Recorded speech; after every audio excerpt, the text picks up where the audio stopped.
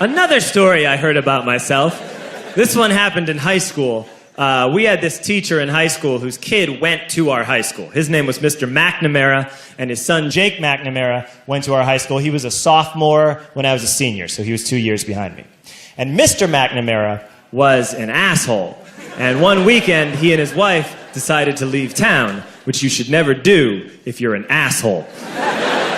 And Jake McNamara decided to throw a party at the teacher's house. Hooray! And everyone around town heard about it, and we all got up individually and thought, okay, let's go over there and destroy the place. I walked into this party, everyone I had ever met was there, and everyone was drinking like it was the end of the world. People were drinking like it was the Civil War and a doctor was coming to saw our legs off. It was totally unsupervised. We were like dogs without horses. We were running wild. I walked down to the basement. They had a pool table in the basement. One dude took a running start and threw his body onto the pool table and broke it in half. Another kid found out which room was Mr. McNamara's and went upstairs and took a shit on his computer. So the party was going great. I'm standing in the basement, and I'm holding a red cup. You've seen movies.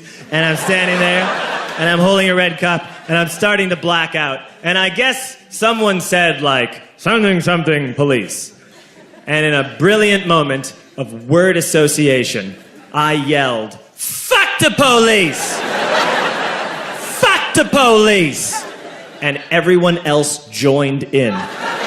100 drunk white children yelling, fuck the police. With the confidence of guys who have like already been to jail and aren't afraid of it anymore.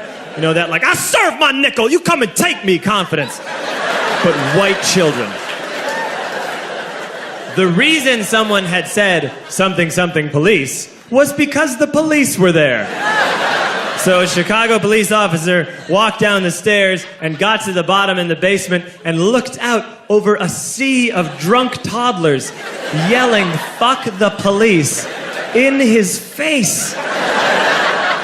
And he was almost impressed. He was like, wow. And then he leaned into his walkie-talkie and went, get the paddy wagon.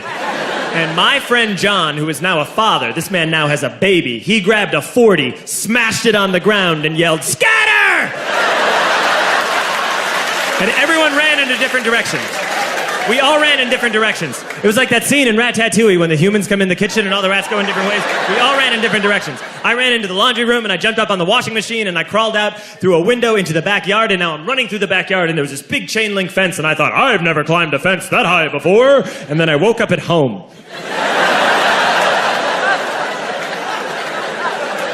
On Monday, I went to school because that's what we did back then.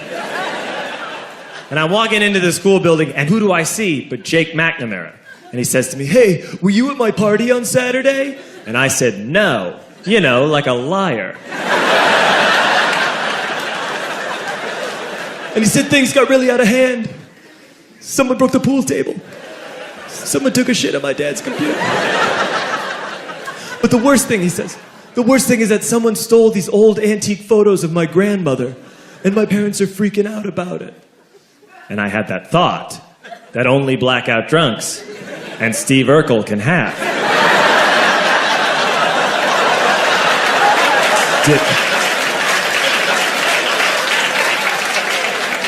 Did I do that? I figured, no, I wouldn't have done that. But I was never sure until 2 years later. Relax. I'm playing video games with this kid named Alex that we also went to high school with. 2 years later, we've graduated by now. We're playing video games for a couple hours. And then Alex says to me, hey, come here, I want to show you something. And he takes me into his bedroom. And then he takes me into a side room off of his bedroom. Never a good thing to have. And he shows me a tiny room that is covered wall to wall in stolen antique photos from different people's parties over the years.